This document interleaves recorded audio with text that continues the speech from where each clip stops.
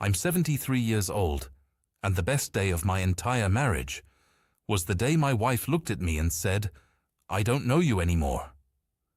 That was 17 years ago. I know how that sounds. Believe me, I know. But stay with me for a few minutes, because what happened after she said that, it changed everything I thought I understood about what it means to be a husband, a father, a man. My name is Walter. I'm 73. I was a civil engineer for 31 years. I built bridges, highways, infrastructure that outlasted careers. I was good at what I did. I was precise, methodical. I had a plan for everything, and I executed the plan. I married Claire in 1979. She was 24. I was 26. She was everything I wasn't. Creative, spontaneous, loud in the best way.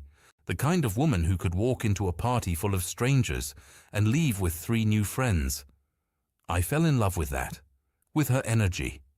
The way she made every room feel smaller in the good sense, warmer, more alive. For the first decade, we were good, genuinely good. We talked. We traveled when we could. We were building something together, and we both felt it. Then the kids came, then the promotions, then the mortgage, the second car, the school fees, and I did what I knew how to do. I put my head down, and I built. Not bridges this time. A life. A functional, stable, well-organized life. I was providing. I was responsible. I was, I believed, a good husband. Claire saw it differently. She tried to tell me, not loudly, not in a way I could dismiss as nagging. She tried quietly. She'd say things like, "Walt, we never just sit anymore." And I'd say, "We're sitting right now." She'd say, "That's not what I mean." And I'd say, "Then what do you mean?" And she'd get this look, patient, resigned, a little sad. And she'd say, "Never mind." I took never mind as resolution. It wasn't. It was surrender. This went on for years. Quiet years. Polite years. The kind of years that look fine from the outside and feel hollow from the inside. Claire threw herself into her garden, her book club, her friendships with women I barely knew. I worked, came home, ate dinner, read the paper, went to bed. We were sharing a house. We hadn't been sharing a life for longer than I could remember.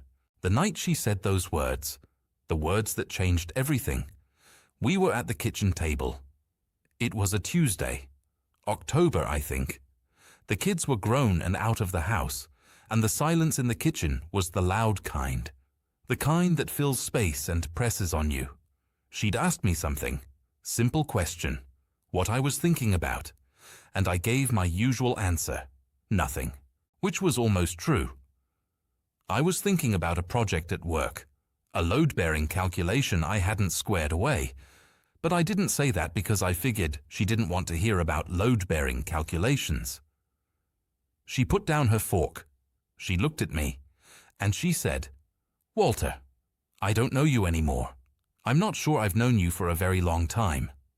I opened my mouth, closed it. The thing that happens in your chest when someone says something true that you weren't ready to hear. It happened.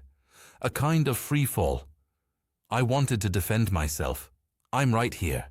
I've always been right here. I never left. I never cheated. I never abandoned this family. What do you mean you don't know me? But I didn't say any of that, because underneath the reflex to defend was something quieter, a recognition. She was right. She didn't know me. And the more I sat with that, the worse it got, because I realized something I hadn't expected. I didn't know her either. Not anymore. Not the way I should. I didn't know what she was reading. I didn't know what she was worried about. I didn't know what she still dreamed of doing before she got too old to do it. I had been so busy being the architect of our external life that I'd stopped being present in our actual life. And at some point, Claire had stopped expecting me to show up, and I'd stopped noticing she'd stopped. That's a very specific kind of loneliness. To be living with someone, eating dinner with someone, sleeping beside someone, and to be completely unknown to them. I sat at that table for a long time after she said what she said, and instead of defending myself, I asked a question. I think it was the first real question I'd asked her in years. I said, "Claire, who are you now? Tell me. I want to know."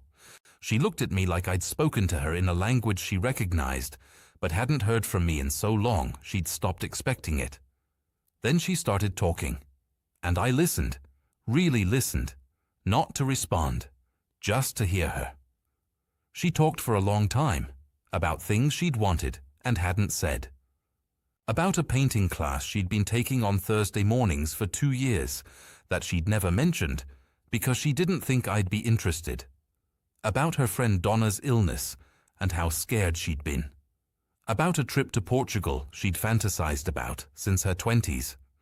I'd been married to this woman for 24 years, and she'd been carrying all of this alone, because somewhere along the way I'd taught her, without meaning to, that I wasn't really available, that my mind was always somewhere else, that the real Walter lived at the office, and what she got at home was the leftover version.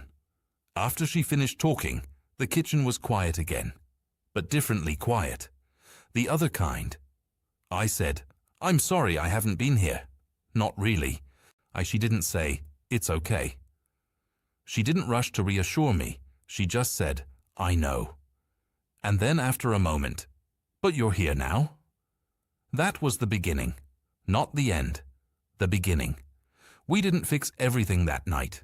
You can't undo decades in a single kitchen conversation. But something opened, a door that had been quietly shut for so long, we'd both stopped noticing it. We started doing something strange and uncomfortable at first. We started talking to each other about things that weren't the house, or the kids, or the calendar, about fears, about regrets, about what we still wanted from each other, about what we'd given up and why. Claire and I went to Portugal the following spring. We took that painting class together. We started going on long walks on Sunday mornings. We had fights, real ones, the kind you can only have when you're actually paying attention to each other. And those fights were worth more than a decade of polite silence, because they meant we were trying. I'm 73 now. Claire is 70. We've been married 44 years. And I'm telling you, with everything I know and everything I've lost the right to not know, those last 17 years, the years that started with her saying, "I don't know you anymore," those have been the best years of our marriage. Not because they were easy, because they were real. Here's what I want you to hear if nothing else makes it through. The dangerous marriages aren't the ones with screaming and fighting. Those at least have fire, have life. The dangerous marriages are the comfortable, quiet ones, where two people are so used to coexisting in parallel that they've forgotten how to intersect. Where fine is the answer to every question, and silence is mistaken for peace. If the person you love could look at you today and say, "I don't know you anymore," they might be right, and that's not their failure. That's the gradual consequence of 1,000 small choices to stay inside yourself instead of showing up. You don't need a crisis to change that. You don't need a Tuesday night confession. You just need to put down whatever you're doing, right now, tonight.